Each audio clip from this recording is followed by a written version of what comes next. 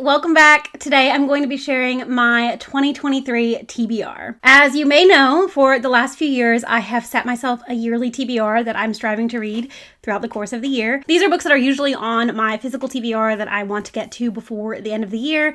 And the last couple of years, I've done a 5-star predictions. I really liked doing the 5-star predictions because it allowed me to get to books that I was really excited about that I had been putting off for whatever reason, but this year I decided to do things a little bit differently. Even though I really did like doing the 5-star predictions, I didn't really end up having that many 5-star reads across the couple of years that I did that video. So instead this year I am mixing things up and I have decided to pick out the 6 longest books on my TBR and the 6 books that I've owned the longest, and that is going to make up my 2023 TBR. In a lot of cases, those categories sort of have overlapped, so a lot of the books on this list are lengthier than I typically tend to reach for, and I feel like that's a problem. I think that's the reason that some of these have been sitting on my TBR for so long, is because I don't always like to reach for really long books. And I'm making it a priority this year to read more of the books that are on my physical TBR, and that means that I need to actually reach for some of the books that have been sitting on my shelves unread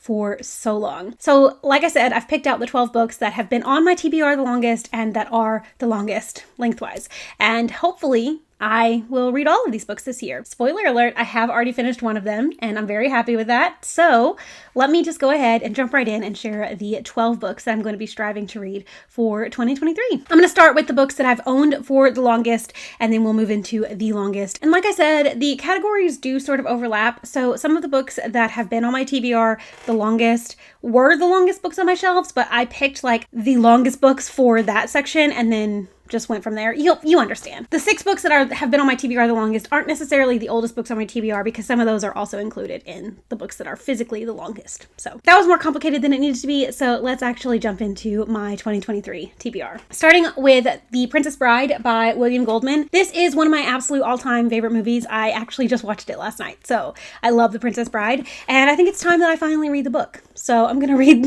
The Princess Bride this year and hopefully I'll love it just as much as I love the movie. I haven't been reaching for too many manga, but I do have one on my TBR because it has been on my physical TBR for a long time, and that is Orange Volume 1 by Ishigo Takano. I don't really know much about this. I think it involves time travel and a friend group trying to save one of their friends' lives, and I've heard great things about it. I also do own the second volume, so if I read this and love it, I probably will go ahead and read the second one as well. Next up, I've got The Namesake by Junpo Lahiri. This is an author that I've been meaning to get to for a really long time. I actually own another one of her books as well, and I just haven't prioritized either of them, so this is the year, 2023, I'm finally going to read something by this author, and this is the one that I've owned the longest, so this is the one I'm going to prioritize. I actually have read a little bit of this before, I think in a try a chapter tag, and I do really like the writing style, so I'm excited to actually read the book. I've also got The Dinner by Herman Koch. This is like a mystery centering around these 2 families who have come together for dinner to decide what they're going to do about their sons who have gotten into some kind of trouble, I believe. And there's like some kind of tension and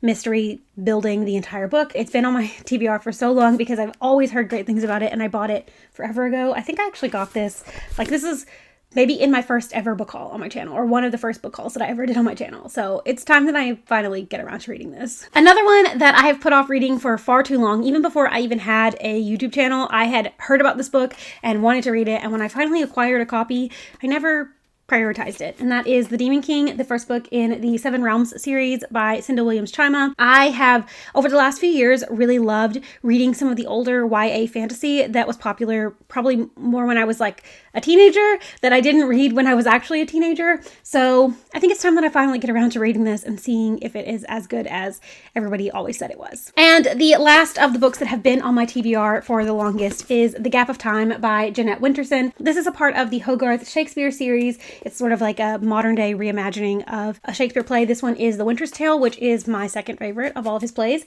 So I need to read this. Actually, I am planning on reading this before the month is over, so that's very exciting. Hopefully I will love it as much as I love The Winter's Tale.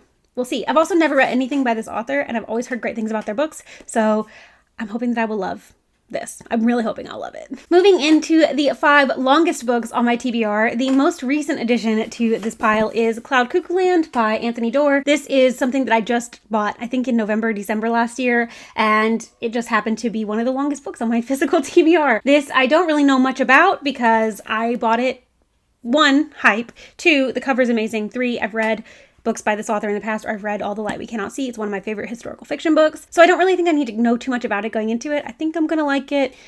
We'll see. Another one that's been on my physical TBR for far too long is The Queen of the Night by Alexander Chee. This is set in, I think, like the 1800s, and it follows a opera singer or a ballerina maybe in France. I've heard that it's so great. Like, it's one of those dramatic sort of sweeping sagas, and I hope that I love it. I've always heard good things about it. I love the cover. You can't really appreciate how beautiful the cover is with my ring light and everything, but honestly, it's one of the most beautiful covers ever. I need to read this. I need to absolutely read this. Next is The Luminaries by Eleanor Catton. This is a historical mystery, and it is set in New Zealand in the 1800s. It follows this group of men who are trying to figure out this mystery that happened before the start of the book, and this is the one I've actually already read, and I absolutely loved it. It was so good. I just decided that I wanted my first read of 2023 to be a book off my 2023 TBR, and I don't know what drew me to this one, but I started it and I finished it in a few days, even though it's massive. I'm not going to review it here because obviously this is not a wrap-up. I will talk about it in January's wrap-up,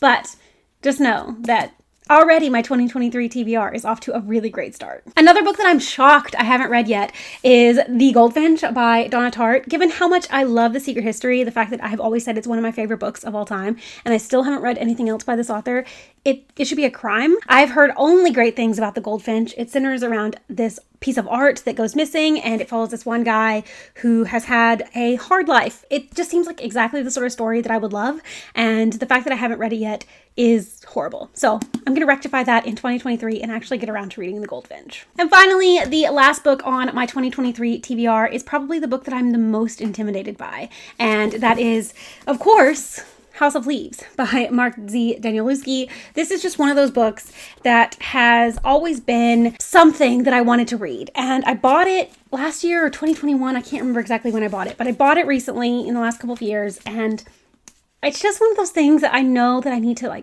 dedicate so much time and attention to. And I haven't had the time or attention to dedicate to it yet. But 2023, I'm confident, is the year that I'm finally going to be able to read this and love it. So I had to add it to my 2023 TBR. Actually, I literally had to add it because it is the longest book that I own. So those are the 12 books that I'm going to be striving to read in 2023. Actually, 11 books because I have already finished one of them. Obviously, I'm very proud of that. I'm very happy that I finished one of them already. 12 books that I think is an absolutely doable TBR for 2023. I'm striving to read more off my physical TBR. Like I said, I am really excited to pick up longer books, more emotional gut punch reads, because those were some of my favorite books that I read in 2022. It's the year that I'm gonna get some of these books that have been sitting on my shelves for almost 10 years now off of my TBR, and also the year that I'm gonna get some of these books that are over 500 or 600 pages off my physical TBR. So wish me luck. Hopefully I can do it.